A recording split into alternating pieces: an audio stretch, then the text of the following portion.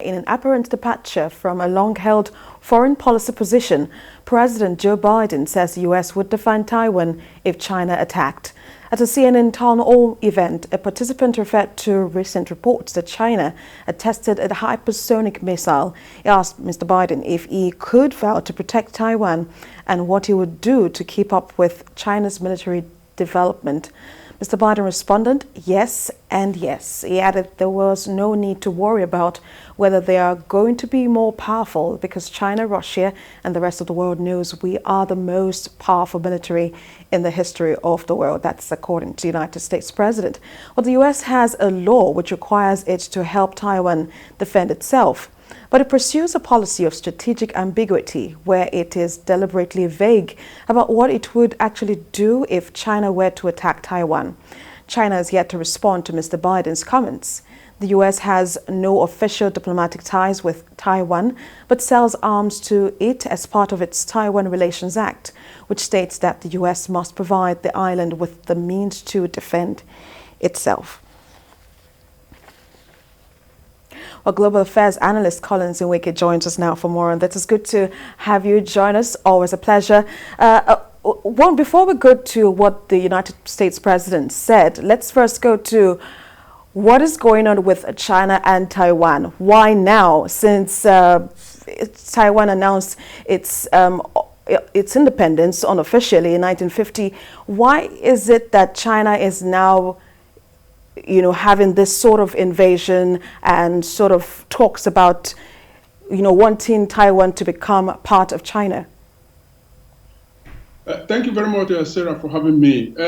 Essentially, China is, simply wants to let Taiwan and any other person who cares, any other country who cares to listen, who the boss is. Now, don't forget that since the independence of Taiwan that you referenced, there has always been this notion of two countries but with one Chinese government. So essentially what that means is that, Chinese sovereignty as a nation is, intrinsically tied to China. So what that means in effect is that they continue to be a subject of the Chinese government. So from time to time, yes, they take one or two actions to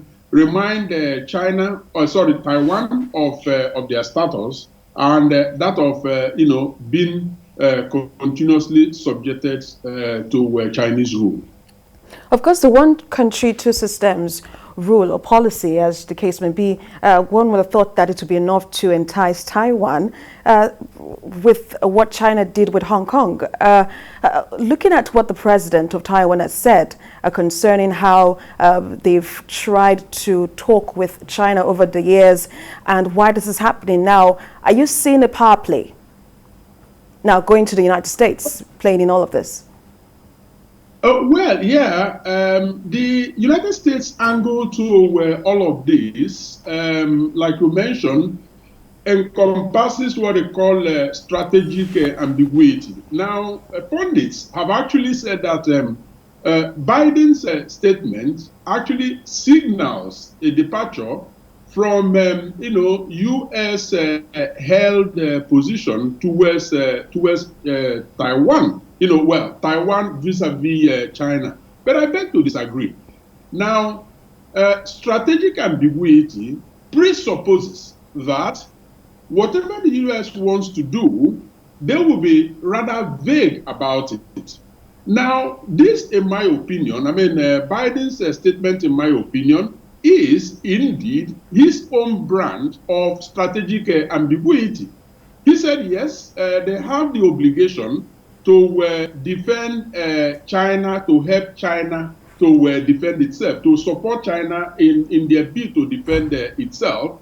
And his statement falls within that category. Now, very quickly, there was, some sort of pushback from his office. Now, tell me, what could be more ambiguous than that? What could be more vague than that? So, in August as well, he made similar statement in an ABC News, interview. So these are all very well orchestrated, and the purpose, if you ask me, are twofold. One, to meet their obligation of supporting Taiwan to defend itself through the sales of arms, because sell arms to them within what you call them U.S.-China Taiwan Act. Now, on the other hand, they want to send a strong message also to China that up to this point, this is your limit, and you can't go any further in terms of attacking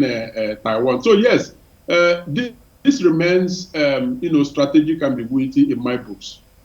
But one would have thought that this should just be an internal affair, going by what President Xi Jinping has said, responding to what Taiwan and China has been, the back and forth that has been going with China and Taiwan. China's president has said that it's an internal affair and they do not expect any external force to actually make any input. Absolutely. Those are his expectations, but the reality is completely different. I mean, China has, is within its rights to have any sort of, expectation.